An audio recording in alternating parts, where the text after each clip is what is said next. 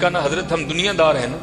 ہم نے پیسے کو بہت کچھ سمجھ لیا، اللہ پیسہ کچھ بھی نہیں ہے حضرت، پیسہ سب کچھ اللہ کی ذات ہے حضرت، اگر وہ ہے تو پیسہ کام آئے گا، اگر وہ نہیں تو پیسہ کیا کرے گا یار، کچھ بھی نہیں کرے گا۔ یہ مولانا روم علیہ الرحمہ مثنوی شریف میں آپ لکھتے ہیں کہ کوئی بابا جی تھے اور مال ان کے پاس بڑا تھا، اللہ نے بڑا مال دیا، وقت نزاع آ گیا، ان کو پتا تھا جو میرے بیٹے ہیں وہ نکمے ہیں، مال میں نے کمایا ہے، یہ عیاشی کریں گے، اجاڑیں گے، جواب اللہ کے حضور مجھے دینا پڑے گا۔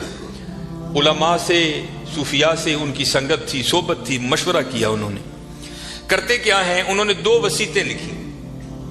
پہلی وصیت لکھ کے نہ شاپر میں ڈال کر اوپر لکھتے ہیں اس وصیت کو تب پڑھا جائے جب سارے لوگ میرا جنازہ پڑھنے کے لیے اکٹھے ہو جائیں۔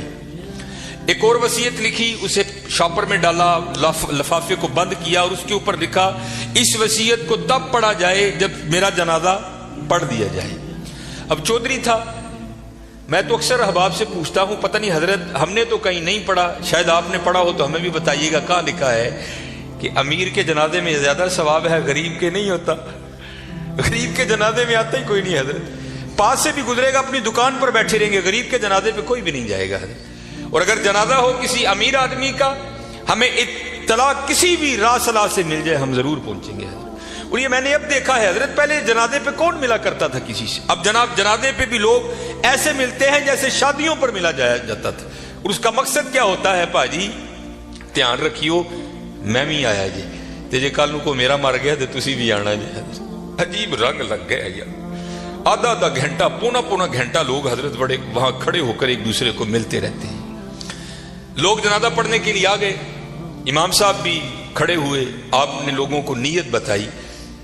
تو جو بابے کا بڑا بیٹا تھا نا وہ کہتا ہے مولوی صاحب ابا جی اور نے 2 وصیتاں کیتیاں نے، پہلی وصیت پر انہوں نے لکھا ہے اس وصیت کو تب کھول کے پڑھا جائے جب سارے لوگ میرا جنازہ پڑھنے کے لیے آ جائیں۔ اب سارے لوگ آ گئے ہیں، قطاریں بن گئی ہیں، صفیں بن گئی ہیں، تو آپ یہ وصیت پڑھیں۔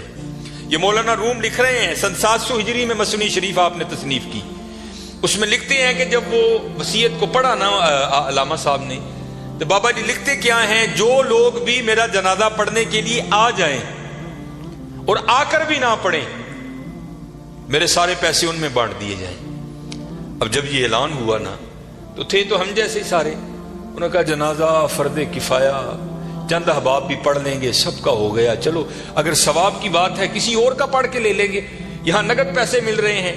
ایک نکلا، دوسرا نکلا، تیسرا نکلا، یہاں تک کہ مولانا روم فرماتے ہیں کہ جتنے لوگ جنازہ پڑھنے کے لیے آئے تھے نا، سب نیکی چھوڑ کر پیسے لینے کے لیے پیچھے جا کر کھڑے ہو گئے۔ اب رہ گئے صرف مولوی صاحب اور بابا جی کے بیٹے۔ بابا جی کے بیٹوں نے سوچا لے بھائی وہ پیسے تے ساڈے نے،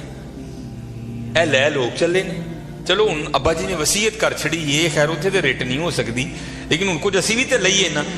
ایک بیٹا، دوجا بیٹا، تیجا بیٹا، چوتھا بیٹا، چاروں جا کر لوگوں میں کھڑے ہو گئے۔ اب رہ گئے موئے بابا جی اور مولوی صاحب۔ پھر مجھے یہاں میاں محمد بخش صاحب یاد آئے، آپ کیا فرماتے ہیں، جان دی واری کیا ڈرونا بنیا،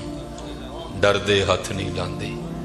جنہ لئی تو پاپ کمائے کتنے نے تیرے کر دے۔ اور ہونا ہے جی حضرت، میں نے بڑا کچھ دیکھ لیا ہے، اتنا کچھ دیکھا ہے کہ دل کرتا ہے سر چکھے پا کے کتے ٹر جائیے سیڈ۔